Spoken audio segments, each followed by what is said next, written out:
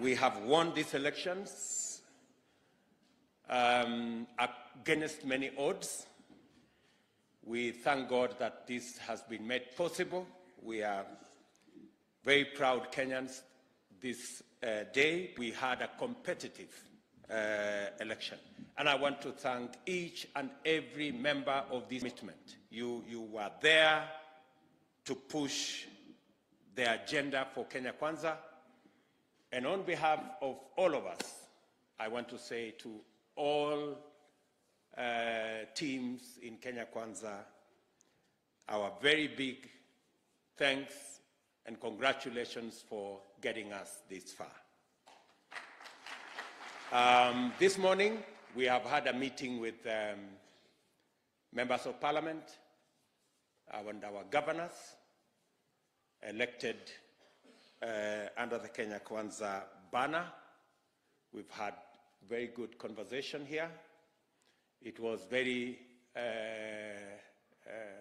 heartwarming to see many people we met in the field dressed today differently in ties and looking very smart. We were all in all manner of attire and in capes, and it was very nice. So we are trying to fit our clothes back and see to it that we begin now the journey of governing the country. I want to, in a very, very special way, tell the people of Kenya in this first meeting of the leadership of Kenya Kwanza that every Kenyan can now go back to their phones. You don't have to use WhatsApp, you don't have to use Signal, you can go back and use your normal phone. Because blackmail, intimidation, threats have come to a stop.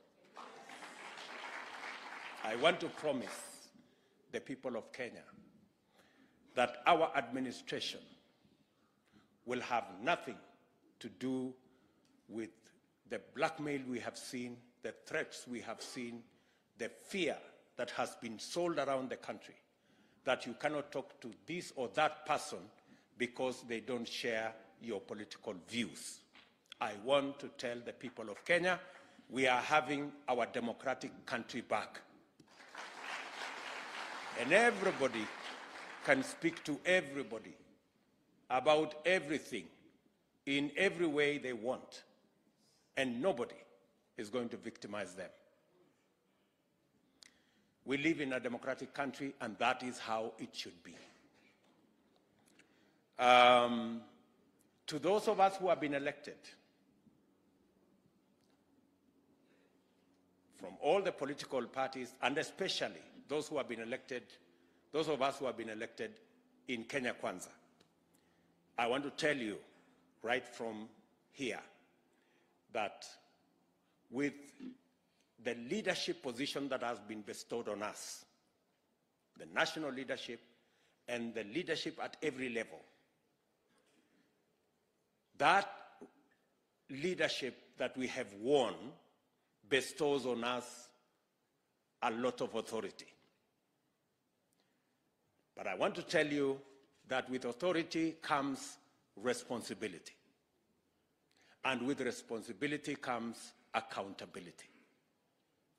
So we must be alive, even as we celebrate that we have won, that on us is authority, yes, but a lot of responsibility has been put on our shoulders, and the people of Kenya expect of us that we must be accountable. The greater the responsibility we have, the higher the accountability bar that comes with it. And therefore, as we celebrate this moment, we also must focus on making sure that we deliver on our commitment. I have seen on TV screens people from all corners of Kenya saying We listened to you guys. We want to know when the delivery of your commitment is going to begin. And I really want us to know that the expectations of the people of Kenya are huge. And therefore, we do not have the luxury of wasting any time. I want to urge you, all of us, we need all hands on deck, and we don't have time to waste. We will shortly, after we go through the processes that are ahead of us, we will shortly settle down to getting Kenya working. I want to ask each and every one of you, as I do ask all leaders in Kenya, to join hands so that we can take the country forward. The events of after the election are speaking loudly to all of us as Kenyans. The people of Kenya, after the announcement of the results, there were celebrations across Kenya, and there was measured celebration across Kenya. In fact, immediately, the people of Kenya got down to do their normal, what they do normally, sending a very clear signal to us as leaders that they want us to take the country to another level. The people of Kenya have come to appreciate that there was an election, and they have come to appreciate that there were people who were chosen as leaders. There were others who were assigned other responsibilities. So I want to say that this afternoon, to ask all of us as leaders in Kenya to learn from the people of Kenya who have settled on the issues. They now want us to deliver on the commitments that we gave the people of Kenya. And I want to say to this team that we do not have the luxury of time to waste. We must get on, roll up our sleeves, tighten up our belts, pull up our socks, and begin the process of delivery of our commitments to the people of Kenya. The people of Kenya have not only spoken that loudly on the unity of the nation. In 2013, the government that won in 2013, we had 25% in 31 counties. In 2017, we had 34 counties. We got 25% in 34 counties. This year, we even have a broader mandate because we have won 25% in 39 counties. That broader mandate comes with greater responsibility to every Kenyan. And that is why I want to say from the onset, there will be no room for exclusion of any part of the Republic of Kenya. We are going to govern in a manner that makes sure that no part of Kenya is left behind. No sector of Kenya is left behind. No community of Kenya is left behind.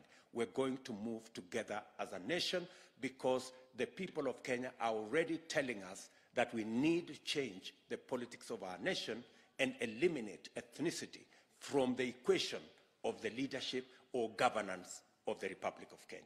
And that is, we are going to obey those instructions from the people of Kenya. With that expanded mandate, as I said, comes responsibility, which we must account for. And I will be leading this team in making sure that not only Kenya is united, but the delivery of government business is going to be to every part of the Republic of Kenya, making sure that if we move together, we can actually achieve more than by getting divided. And in so doing, let me just say two very important things. Number one, because we intend to deliver as a government,